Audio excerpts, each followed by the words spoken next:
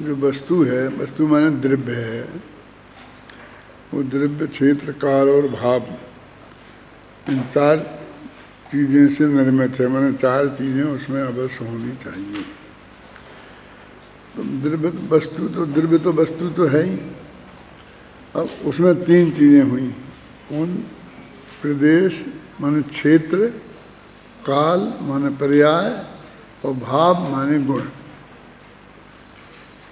तो गुण आत्मा में कैसे रहते हैं, द्रव्य में, और प्रदेश कैसे रहते हैं, और समय कैसे रहते हैं, काल कैसे रहता है, इन तीनों की प्रकृति बिल्कुल जुदी जुदी है। गुण तो अनंत गुण प्रत्येक प्रदेश में रहते हैं। ऐसा नहीं कि ज्ञान गुण है तो वो भी सब असंख्य प्रदेशों में है, सुख गुण है तो वो असंख्य प्रदेशों में है। ऐसे अनंत जो गुण हैं वो सभी प्रदेशों में है और सभी पर्यायों में है। अनादिकाल से जो अनंत ही गुण हैं वो हमेशा सब पर्यायों में मौजूद हैं। इसलिए उसकी रचना में तो कर्म का कोई सवाल खड़ा नहीं होता है, आगे पीछे कोई का सवाल ही खड़ा नहीं होता है। सभी गुण सभी प्रदेशों में, सभी पर्यायों में विद्यमान है। अब ये क्षेत्र और काल माने प्रदेश और पर्याय, ये प्रदेश एक के बाद एक हैं और पर्याय भी एक के बाद एक हैं। लेकिन एक के बाद एक में दोनों की जाति कुछ अलग प्रकार की है। एक प्रदेश तो क्षेत्र की है, इसके बाद यह है ऐसा, इसे तिर्यक बोलते ना, कल बताया था तिरछा। तो एक ऐसा लंबा ऊर्ध्व प्रचय और तिर्यक प्रचय, तो इन दोनों में क्रम ऐसा है। तो काल को घटित करते हैं ऊर्ध्व प्रचय से और प्रदेश को घटित करते हैं तिर्यक प्रचय से। एक कल अपन ने पढ़ा था तो काफ़ी कठिन लगता है, लेकिन मैंने खुद इस पर पढ़ के देखा है तो उतना कठिन है नहीं। वास्तव में आप लोग उपयोग लगाओ, विद्यार्थियों को तो नहीं लगा होगा। देखो मैं एक दफ़ा फिर पढ़ता हूँ से, कौन सी 141वीं गाथा की टीका। प्रदेशों का समूह तिर्यक प्रचय है और समय विशिष्ट पर्यायों का समूह ऊर्ध्व प्रचय है ना। अकेला पर्यायों का नहीं लिखा, समय विशिष्ट, एक एक समय में एक एक पर्याय होती है ना, तो वो पर्टिकुलर पर्याय, उन पर्यायों के अलग नाम भी हो सकते हैं। जैसे मनुष्य पर्याय, देव पर्याय, पिछली पर्याय, अगली पर्याय, मति ज्ञान पर्याय, श्रुत ज्ञान पर्याय, उन पर्यायों के नाम भी हो सकते। प्रदेशों के तो नाम नहीं हैं, देखो गुणों के नाम हैं, लेकिन उनमें कोई क्रम की जरूरत नहीं है, क्योंकि वो प्रदेश पर्याय में और प्रत्येक परिभाषा ये है ना। गुण किसे कहते हैं? जो वस्तु के प्रत्येक प्रदेश में और सब पर्यायों में पाया जाए, ऐसा ऐसी परिभाषा है ना, उसी परिभाषा ही ऐसी है। अब वो पहले प्रदेश की बात करते हैं, फिर पर्याय की बात करेंगे। आकाश द्रव्य अनंत प्रदेशी होने से धर्म अधर्म और द्रव्य, आकाश द्रव्य अवस्थित अनंत प्रदेशी होने से, माने ये अवस्थित व वजन है।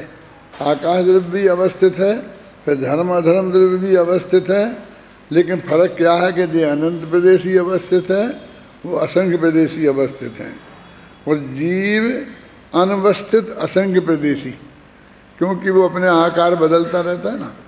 आकाश कभी अपने आकार नहीं बदलता, धर्म अधर्म द्रव्य अपने कभी आकार नहीं बदलते। जिस आकार में हैं वे उसी आकार में, मतलब आकार नहीं बदलते माने क्षेत्र नहीं बदलते। क्षेत्र में परिवर्तन हो तो आकार बदले। आकार जो बनता है वो क्षेत्र की अपेक्षा होता है।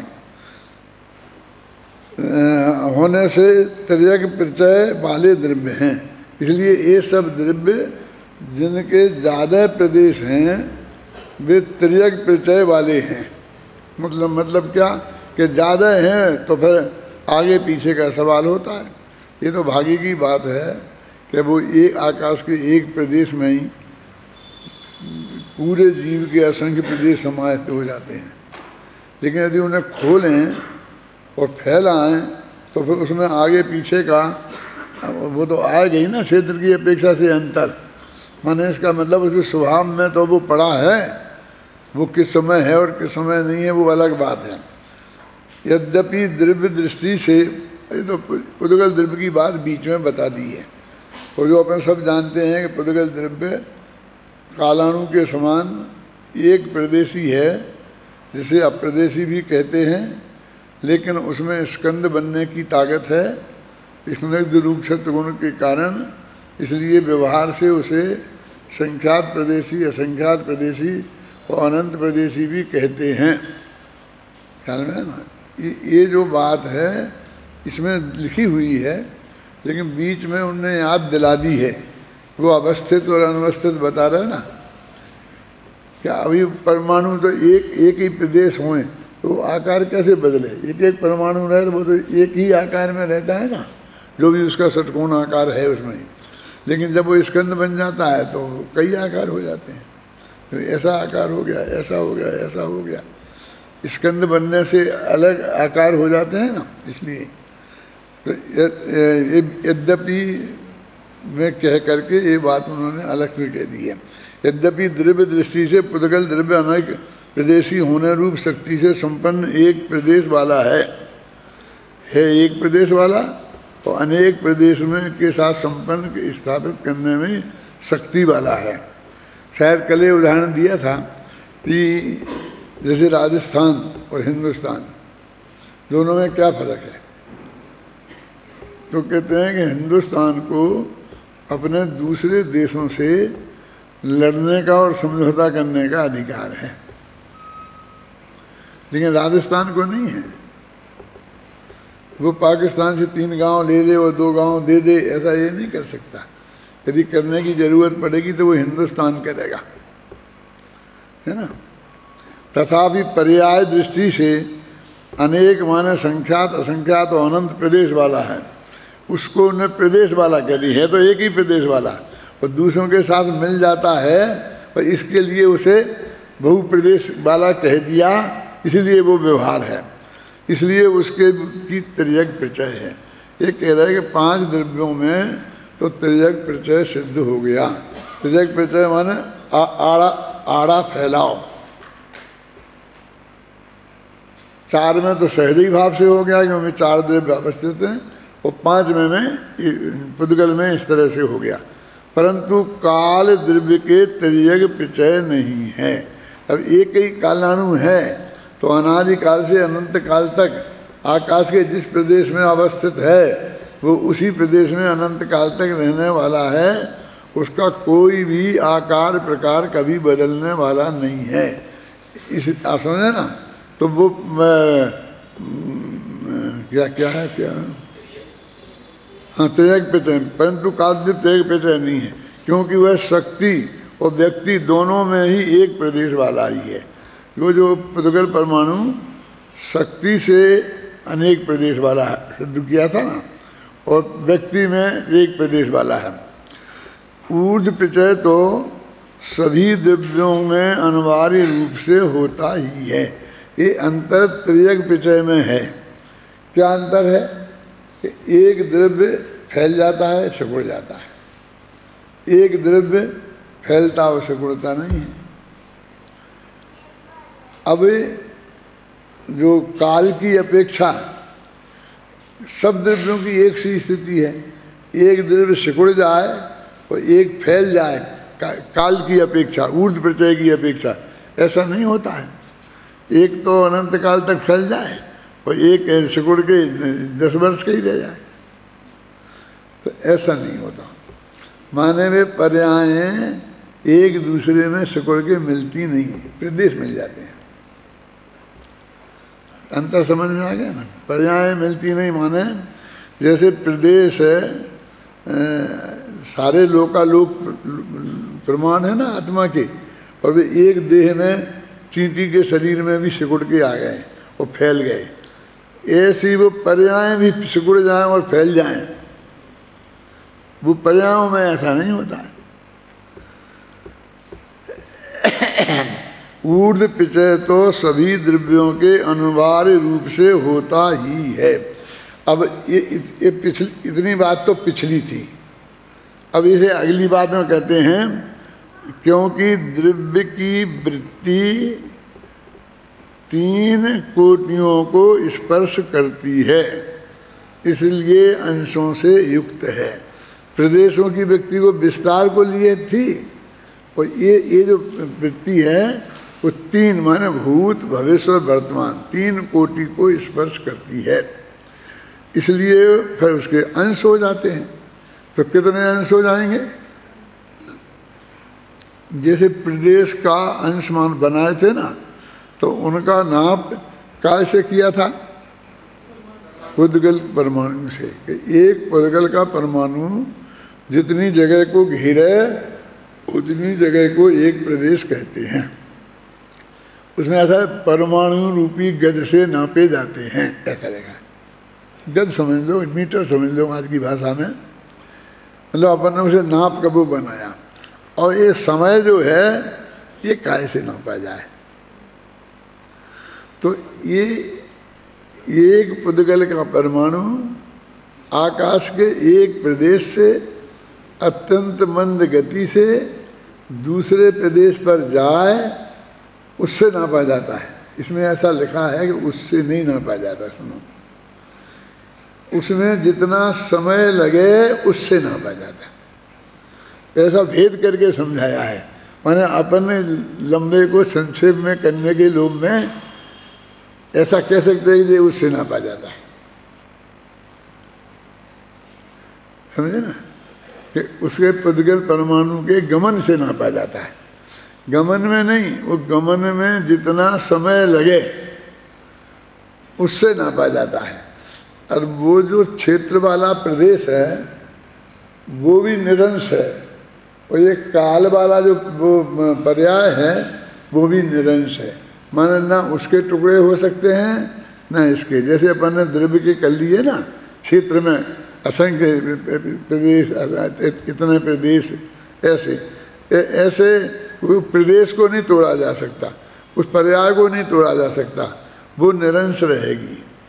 अब वो कहते हैं कि वो तीन कोटि को स्पर्श करता है। तीन कोटि में भूतकाल, वर्तमान काल और भविष्य काल। यहाँ पढ़ रहे थे ना, तीन कोटियों को स्पर्श करती है, इसलिए वो अंशों से युक्त है। अब इतना विशेष है, माने इतना विशेष है, माने इतना फर्क है कि समयों का प्रचय काल द्रव्य का ऊर्ध्व प्रचय है, और शेष द्रव्यों का समय विशिष्ट वृत्तियों का प्रचय ऊर्ध्व प्रचय है।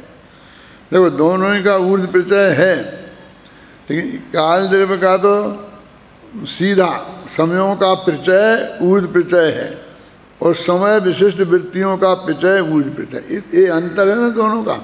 हमारे पास पेन हो तो निशान लगा लो दोनों में, इस पर ध्यान नहीं रहेगा तो बार बार फिर क्या। विशेष बात यह है, समयों का प्रचय काल द्रव्य का ऊर्ध्व प्रचय है। समझे, समयों का प्रचय, इस पे इतने इसको कर लो। और फिर समय विशिष्ट वृत्तियों का प्रचय ऊर्ध्व प्रचय है। यहाँ तो समयों का प्रचय लिखा और समय विशिष्ट वृत्तियों का प्रचय लिखा।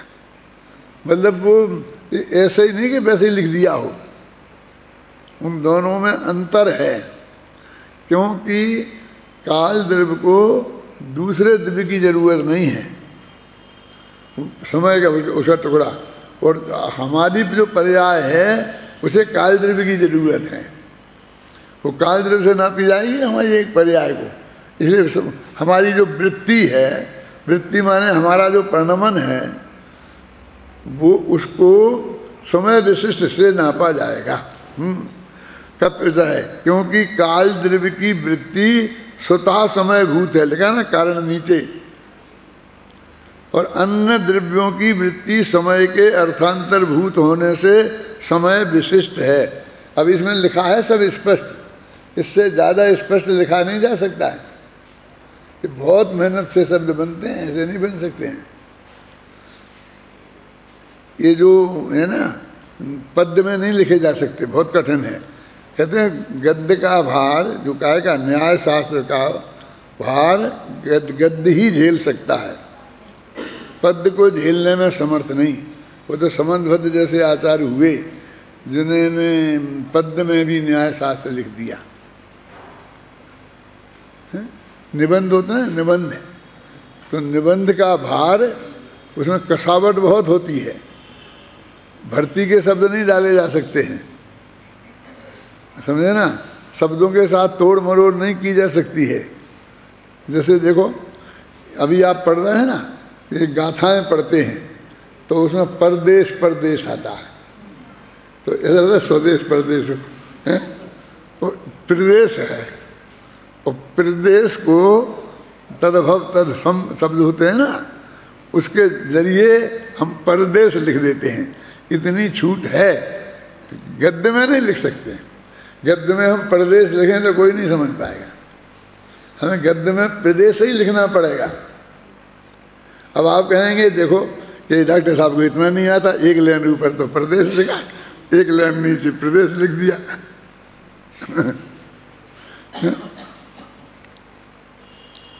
अब ये सब काव्य के नियम हैं, माने काव्य शास्त्र भी उसको वो सुविधाएं देता है कि वहाँ भी प्रदेश लिख दें, क्या तकलीफ है। तो वहाँ एक मात्रा कम हो जाएगी तो छंद भंग हो जाएगा, और यहाँ तो छंद भंग का तो कोई डर है नहीं। वो कहते हैं छंद भंग के लोभ से, इस लोभ से हमने यहाँ पर ऐसा प्रयोग किया है ना। काल द्रव्य की वृत्ति तो स्वतः समयभूत होने से समय विशिष्ट है, हैं? यद्यपि ये बात खत्म हो गई है ना अमरचंद की। यद्यपि आचार्य जयसेन गाथा के भाव को स्पष्ट करते समय आचार्य अमरचंद का ही अनुकरण करते हैं, तथापि वे अपनी बात को सिद्ध करने के लिए उदाहरण देकर स्पष्ट करते हैं। यह भी बताते हैं कि त्रियग विचय को त्रियग प्रचय आया था, अभी त्रियग प्रचय याद है। त्रियग प्रचय को त्रियग सामान्य भी कहते हैं, कहीं त्रियग सामान्य लगाओ और कहीं विस्तार सामान्य भी कहते हैं। तीन शब्द का प्रयोग होता, त्रियग प्रचय और त्रियग सामान्य और विस्तार सामान्य। और अक्रमा अनेकांत भी कहते हैं। अब देखो ये शब्द बिल्कुल नया है ना, अक्रमा अनेकांत।